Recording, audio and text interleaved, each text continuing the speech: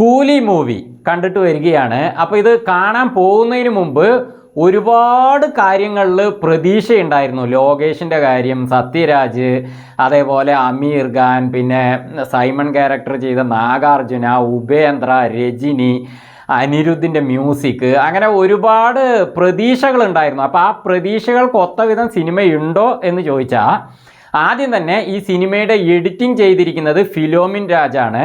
പക്ക editing തന്നെയാണ്. അതേപോലെ camera cinematography ചെയ്തിരിക്കുന്നത് ഗിരീഷ് ഗംഗാധരനാണ്. നല്ല ഫാസ്റ്റ് മോഷൻസ് ഒക്കെ ഉണ്ട്, നന്നായിട്ട് ക്യാമറ ചലിപ്പിച്ചിട്ടുണ്ട്. ഇനി ഇതിൻ്റെ സ്റ്റണ്ട് ചെയ്തിരിക്കുന്നത് അൻപറിവാണ്. അപ്പോൾ ഈ സ്റ്റണ്ടിൻ്റെ കാര്യം ഞാൻ പിന്നെ വരാം. ആദ്യം തന്നെ ഒരു കാര്യം പറയാം, ഈ സിനിമ നമുക്ക് ശരിക്കും മനസ്സിലാകണമെങ്കിൽ ഒന്നുകൂടി കാണണം. കാരണം അത് നമുക്ക് ഇത് ഫാസ്റ്റിലാണ് ഇതിലത്തെ കാര്യങ്ങളൊക്കെ പോകുന്നത്, വിഷയം കണ്ടൻ്റൊക്കെ പോകുന്നത്. അതുകൊണ്ട് തന്നെ നമുക്ക് എല്ലാവർക്കും പെട്ടെന്ന് മനസ്സിലാക്കിയെടുക്കാൻ കുറച്ച് പാടുണ്ട്. ശരിക്കും 2 തവണ കണ്ടാലേ ഒരുപക്ഷെ ശരിക്കും മനസ്സിലാകൂ എന്ന് പറയാം. ആ രീതിയിലാണ് ഇതിൻ്റെ സംഭവങ്ങൾ പോകുന്നത്. ഇതിൽ ഇടവേള വരെ ഏറ്റവും കൂടുതലായിട്ട് തിളങ്ങി നിൽക്കുന്നത് രജനിക്ക് അപ്പുറം, അതായത് രജനിക്ക് തൊട്ടടുത്ത് ആരാണെന്ന് ചോദിച്ചാൽ അത് സൗബിൻ തന്നെയാണ് കേട്ടോ. സൗബിൻ സാഹിർ നന്നായിട്ട് തിളങ്ങി നിൽക്കുന്നുണ്ട്. ഇടവേളയ്ക്ക് ശേഷവും കക്ഷിയുടെ സംഭവമുണ്ട്, അവസാനം വരെയും പുള്ളിയുണ്ട്. അപ്പോൾ സൗബിന് കൊടുത്ത സംഭവങ്ങളൊക്കെ കക്ഷി നന്നായിട്ട് ചെയ്തിട്ടുണ്ട്. ശരിക്കും സൗബിൻ ഈ സിനിമയിൽ മറ്റേ പ്രോഫിറ്റ്, ഈ സിനിമയ്ക്ക് അഭിനയിച്ച സിനിമയ്ക്ക് നിന്ന് കിട്ടുന്ന ആ ഒരു പ്രതിഫലം അത് വളരെ കുറവാണ്. എൻ്റെ അഭിപ്രായത്തിൽ ഇതിലെ ആ ഒരു കഥാപാത്രത്തിൻ്റെ ഒരു പ്രാധാന്യം വെച്ച് നോക്കുമ്പോൾ അത് ചെയ്തിരിക്കുന്ന സൗബിൻ്റെ ആ ഒരു അഭിനയം വെച്ച് നോക്കുമ്പോൾ സൗബിന് നല്ലൊരു സംഖ്യ കൊടുക്കേണ്ടതാണ്. അത് സംഭവിച്ചിട്ടില്ല. പിന്നെ സത്യരാജ്, ഞാൻ സത്യരാജിൽ ഒരുപാട് പ്രതീക്ഷിച്ചിരുന്നു കേട്ടോ. അങ്ങേര് ഇതുവരെ രജനിയുടെ സിനിമയിൽ 1986 മിസ്റ്റർ ഭാരത് അഭിനയിച്ചതിന് ശേഷം രജനിയോടൊപ്പം അദ്ദേഹം പിന്നെ ചെയ്തിട്ടില്ല. കാരണം എന്താണെന്ന് ചോദിച്ചാൽ തനിക്ക് നല്ല കഥാപാത്രങ്ങൾ കിട്ടിയില്ല എന്നൊക്കെയാണ്. രജനിയോടൊപ്പമുള്ള സിനിമയിൽ വിളിക്കുമ്പോൾ നല്ല കഥാപാത്രങ്ങൾ കിട്ടിയില്ല എന്ന കാരണമാണ് സത്യരാജ് പറഞ്ഞത്. അത് വെച്ച് അദ്ദേഹം പറഞ്ഞത് വെച്ച് നോക്കുമ്പോൾ ഇതിൽ സത്യരാജ് വലിയ സംഭവമൊന്നും അല്ല, ഒരു നോർമൽ ക്യാരക്ടർ തന്നെയാണ്, വലിയ ഇതൊന്നുമില്ല. ഞാൻ വിചാരിച്ചു ശരിക്കും സത്യരാജും ഇതിൽ അവസാനമാകുമ്പോഴേക്കും വില്ലൻ ആയിരിക്കുന്നതാണ്. കാരണം വില്ലൻ കഥാപാത്രം സത്യരാജ് ചെയ്തു കഴിഞ്ഞാൽ പിന്നെ വേറെ ആർക്കും ആ സിനിമയിൽ പിടിച്ച് നിൽക്കാൻ പറ്റില്ല കേട്ടോ. അങ്ങനത്തെ ഒരു നടനാണ് സത്യരാജ്. വില്ലൻ റോൾ അങ്ങേര് എടുത്തു കഴിഞ്ഞാൽ പിന്നെ തൊട്ടാൻ പറ്റില്ല, അതുപോലെ തിളങ്ങും. പക്ഷേ ഇതിലൊന്നുമില്ല. അങ്ങേരുടെ കഥാപാത്രം നോർമലായിട്ടാണ് പോയത്. ശരിക്ക് രജനിയോടൊപ്പം ശിവാജി സിനിമയിൽ അഭിനയിക്കാൻ, പുള്ളിയെ വില്ലൻ റോളിൽ അഭിനയിക്കാൻ വിളിച്ചായിരുന്നു. അങ്ങേർക്ക് പോകാമായിരുന്നു. കാരണം അത്രയ്ക്ക് ആ സിനിമയിലെ വില്ലൻ്റെ റോള് നല്ല പവർ. അത് സത്യരാജ് ചെയ്തിരുന്നെങ്കിൽ പൊളിച്ചിട്ടുണ്ടാവും. കക്ഷി വെറുതെ ബിൽഡപ്പ് കൊടുത്തിട്ട് അങ്ങനെ ഇരുന്നിട്ട് അത് ചെയ്തിട്ടില്ല. അപ്പോൾ ഈ സിനിമയിൽ അങ്ങേര് ചെയ്യുമ്പോൾ അതിനേക്കാളും വലിയ റോള് കിട്ടിയിട്ടാണ് എന്നാണല്ലോ അങ്ങേര് പറയുന്നത് വെച്ച് നോക്കുമ്പോൾ. ഒന്നുമില്ല, സത്യരാജിന് വലിയ സംഭവമൊന്നും ഇതിൽ ഞാൻ കണ്ടില്ല. അതേപോലെ തന്നെ ശ്രുതി ഹാസന് ഇതിൽ നല്ല റോളാണ്, ഭയങ്കരമാണ് എന്നൊക്കെ സിനിമ ഇറങ്ങുന്നതിന് മുമ്പ് പറഞ്ഞിരുന്നു. ഒന്നുമില്ല, നോർമൽ ക്യാരക്ടർ തന്നെയാണ് ശ്രുതി ഹാസനും ചെയ്തിരിക്കുന്നത്. പക്ഷേ ശ്രുതി ഹാസനേക്കാളും മേലെ വേറൊരു ലേഡി ചെയ്തിട്ടുണ്ട് ഇതിൽ. അതാരാ പറയുന്നില്ല, അത് പറഞ്ഞു കഴിഞ്ഞാൽ ഒരു സസ്പെൻസ് ഉണ്ടാവില്ല. ആ ലേഡി നല്ല വില്ലത്തി റോളാണ് ചെയ്തിരിക്കുന്നത്, നന്നായി ചെയ്തിട്ടുണ്ട്. അത് ശരിക്കും ശ്രുതി ഹാസനേക്കാളും മേലെയുണ്ട്. പിന്നെ നാഗാർജുന കുഴപ്പമില്ല കേട്ടോ, നല്ല റോള് തന്നെയാണ്. കക്ഷിക്ക് അവസാനമാകുമ്പോഴേക്കും എവിടെ എത്തി എന്നുള്ളത് നിങ്ങൾ സിനിമ കണ്ട് മനസ്സിലാക്കുക. പക്ഷേ ഈ സിനിമയിലുള്ളവരെ നന്നായിട്ട് ചെയ്തിട്ടുണ്ട്. പിന്നെ അതേപോലെ തന്നെ ഉപേന്ദ്രയ്ക്ക് നല്ല കഥാപാത്രത്തിലൂടെ അങ്ങനെ പോകുന്നുണ്ട്. ഉപേന്ദ്രയുടെ റോള് കുഴപ്പമില്ല, രജനിയുടെ ഒപ്പമുള്ള ഒരു സംഭവമായിട്ട് നന്നായിട്ട് വന്നിട്ടുണ്ട്.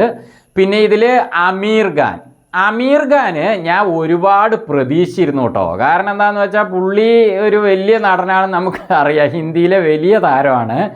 ഞാൻ ഒരുപാട് പ്രതീക്ഷിച്ചിരുന്നു. കക്ഷി വരുമ്പോൾ ഉള്ള ബിൽഡപ്പ് കാര്യങ്ങളൊക്കെ ഓക്കെ. പക്ഷേ പെട്ടെന്ന് തന്നെ രജനിയുടെ കാര്യത്തിൽ അവിടെ ഒരു ട്വിസ്റ്റ് വന്നിട്ട് കാര്യങ്ങളൊക്കെ മാറി മറിഞ്ഞിട്ട് അതങ്ങനെ ഒരു ഇതായിട്ട് പോയി.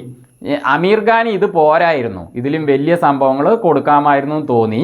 പക്ഷെ അങ്ങനെ വന്നിട്ടില്ല. പിന്നെ അനിരുദ്ധിൻ്റെ മ്യൂസിക് സിനിമയിൽ ശരിക്കും പറഞ്ഞാൽ ജയിലറിലൊക്കെ അനിരുദ്ധ് ഓരോ ക്യാരക്ടറുകൾക്കും ഓരോ മ്യൂസിക്കുകൾ കൊടുത്തിരുന്നു. രജനിയെ കാണിക്കുമ്പോൾ ഒരു മ്യൂസിക്, ലാലേട്ടനെ കാണിക്കുമ്പോൾ ഒരു സംഭവം, പിന്നെ അതേപോലെ ഓരോരുത്തർക്കും ഓരോ മ്യൂസിക് കക്ഷി അതിൽ കൊടുത്തിരുന്നു. അങ്ങനെയില്ലാതെ ഒരു മാസ് മ്യൂസിക്കാണ് ഈ സിനിമയിൽ കൊടുത്തിരിക്കുന്നത്. തുടക്കം മുതൽ അവസാനം വരെ ആ ഒരു മാസ് മ്യൂസിക്കിൽ തന്നെയാണ് സിനിമ പോകുന്നത്. പിന്നെ ലോകേഷ് തൻ്റെ മറ്റ് സിനിമകളിൽ കൊടുത്ത പോലെ ഇപ്പോൾ ലിയോയിലൊക്കെ ഒരു മെലഡിക് സോങ് പോലെ ആക്ഷൻ്റെ സമയത്തൊക്കെ കൊടുക്കുമല്ലോ, അതുപോലത്തെ സംഭവങ്ങൾ ഈ സിനിമയിലുണ്ട് കേട്ടോ. അതൊന്നും കുഴപ്പമില്ല, മ്യൂസിക് കുഴപ്പമില്ല, എന്നാലും ഭയങ്കര ജയിലറിൻ്റെ പോലെയൊക്കെ ഒരുപാട് മ്യൂസിക്കുകളല്ലാതെ മാസായിട്ട്.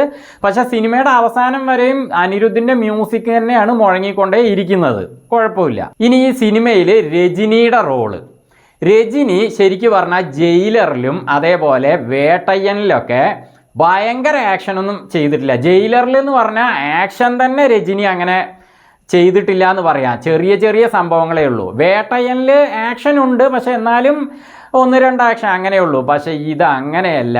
ഈ സിനിമയുടെ സ്റ്റണ്ട് ചെയ്തിരിക്കുന്നത് അൻബറിവാണ്, അതിൻ്റെ ഡയറക്ഷൻ ചെയ്തിരിക്കുന്നത്. അൻബറിവ് രജനിയെ നല്ലപോലെ പണിയെടുപ്പിച്ചിട്ടുണ്ട്. സിനിമയുടെ തുടക്കം മുതൽ അവസാനം വരെ രജനിക്ക് ആക്ഷൻ തന്നെ, ആക്ഷൻ തന്നെ, ആക്ഷൻ തന്നെ. ഒരുപാട് ആക്ഷൻ സിനിമയിലുണ്ട്.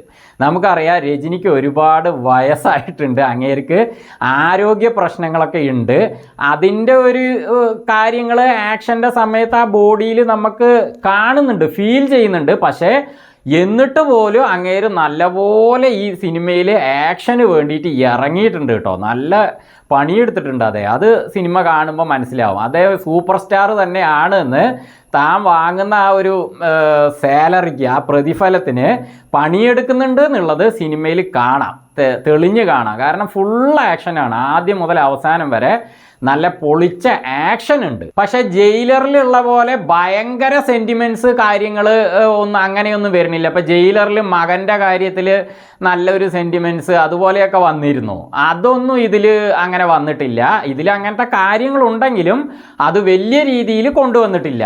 ആക്ഷന് തന്നെ പ്രാധാന്യം കൊടുത്തിട്ടുള്ളൂ. പിന്നെ ഇതിൻ്റെ കഥ, ഇതിൽ ഡ്രഗ്സ് കാര്യങ്ങളാണ് പൊതുവെ ലോകേഷ് മുറുകെ പിടിക്കുക എല്ലാ സിനിമകളിലും. ഇതിൽ അങ്ങനത്തെ സംഭവങ്ങളും ഉണ്ട്. അതേപോലെ ഇതിൽ ശരിക്കും സ്വർണ്ണക്കടത്ത് കാര്യങ്ങൾ അങ്ങനെയൊക്കെയാണ് സിനിമ ഇറങ്ങുന്നതിന് മുമ്പ് പറഞ്ഞിരുന്നത്. അതും ഒരു വശത്തുണ്ട്. പക്ഷെ അതിനേക്കാൾ ഇതിൽ വേറൊരു വലിയൊരു സംഭവം ഉണ്ട് കേട്ടോ. ആ സംഭവത്തിന് ശരിക്കും പറഞ്ഞാൽ രജനി അതിൻ്റെ വിവരങ്ങളൊക്കെ, രഹസ്യങ്ങളൊക്കെ കയ്യിൽ പിടിച്ച് നടക്കുന്ന ഒരു സംഭവങ്ങളൊക്കെ കാണിക്കുന്നുണ്ട്. അതൊക്കെ എന്തിനാണ് അദ്ദേഹം അത് കയ്യിൽ പിടിച്ച് നടക്കേണ്ട ആവശ്യം എന്ന് മനസ്സിലായില്ല. വെറുതെ, കാരണം അങ്ങനത്തെ ഒരു റോളും അല്ല ഇതിൽ. അതൊക്കെ ചകഞ്ഞെടുത്ത് അങ്ങനത്തെ ഒരു സംഭവം അല്ല. പക്ഷെ അതേസമയം നല്ലൊരു പ്രാധാന്യമുള്ള കൂലിയായിട്ടുള്ള റോള് തന്നെയാണ്. പക്ഷെ ഇതൊക്കെ അങ്ങേരെടുത്ത് നടക്കേണ്ട ആവശ്യം എന്ത്? അതേപോലെ ഇതിലെ വില്ലന്മാരുടെ ഇടയിലേക്ക് ഒരു പ്രധാനപ്പെട്ട ഒരു മാറ്ററുമായിട്ടാണ് രജനി അവിടേക്ക് കടന്ന് ചെല്ലുന്നതെങ്കിലും അവിടെ നടക്കുന്ന കാര്യങ്ങളുമായിട്ട് എന്തിനാണ് കൂടുതൽ ഇൻവോൾവ് ആകുന്നത്? അതൊക്കെ ആകെ ഒരു കൊളാബറേഷനിലാണ് ലോകേഷ് ഈ സിനിമയുടെ കഥ കൊണ്ടുപോകുന്നത്. ശരിക്കും പറഞ്ഞാൽ വ്യക്തമായിട്ട് ഒന്നും മനസ്സിലാകാത്ത രീതിയിലാണ് സിനിമ പോകുന്നത്. പിന്നെ ക്ലൈമാക്സും ഒരു വ്യക്തത ഇല്ലാത്ത രീതിയിൽ അവസാനിച്ച് നിൽക്കുകയാണ്. സിനിമ തുടങ്ങിയത് മുതൽ സൗബിൻ്റെ ആ ഒരു കാര്യത്തിൽ അങ്ങനെ കുറേയൊക്കെ പോകുന്നുണ്ടെങ്കിൽ നമുക്ക് ഭയങ്കര ത്രില്ലിംഗ് ഒന്നും അങ്ങോട്ട് വരുന്നില്ല. ആ ത്രില്ലിങ്ങിലേക്ക് എത്തിക്കാൻ കഴിഞ്ഞിട്ടില്ല. ഇപ്പോൾ വിക്രത്തിലായാലും കൈദിയിലായാലും ലിയോയിലായാലും ഒക്കെ ഒരു ത്രില്ലിങ് ആദ്യം മുതൽ അങ്ങനെ പോയിരുന്നു. ആ ത്രില്ലിങ് അങ്ങോട്ട് വരുന്നില്ല. എന്തൊക്കെയോ സംഭവിക്കുന്നു, കുറേ ആക്ഷൻ നടക്കുന്നു, അങ്ങനെയാണ് സിനിമ മൂവ് ആകുന്നത്. പിന്നെ ഈ സിനിമയ്ക്ക് എ സർട്ടിഫിക്കറ്റ് ആണ് കിട്ടിയിരിക്കുന്നത്. അശ്ലീല രംഗങ്ങൾ കൊണ്ടൊന്നും അല്ല കേട്ടോ, അങ്ങനത്തെ സംഭവങ്ങളൊന്നും സിനിമയിലില്ല. പക്ഷേ ഇതിൽ വയലൻസ് കാരണമാണ് എ സർട്ടിഫിക്കറ്റ് കൊടുത്തിരിക്കുന്നതെങ്കിൽ അങ്ങനെ ഇപ്പം മാർക്കോയിലൊക്കെ കാണിക്കുന്ന പോലെ തലയെറുക്കലും ഹാർട്ട് പൊളിച്ചെടുക്കലും അങ്ങനത്തെ വയലൻസ് ഒന്നും സിനിമയിലില്ല. ലോകേഷിൻ്റെ പതിവ് ആക്ഷൻ സംഭവങ്ങൾ, ഇപ്പോൾ ലിയോയിലൊക്കെ ഉള്ള പോലത്തെ ആക്ഷൻ സംഭവങ്ങൾ തന്നെ ഉള്ളൂ, അല്ലാത്ത സംഭവങ്ങളൊന്നുമില്ല. എന്തായാലും പൊടിച്ച ആക്ഷൻ സിനിമയിൽ ഉള്ളതുകൊണ്ട് ആക്ഷന് വേണ്ടി ഈ സിനിമ കണ്ടിരിക്കാം, അത്രയേ ഉള്ളൂ.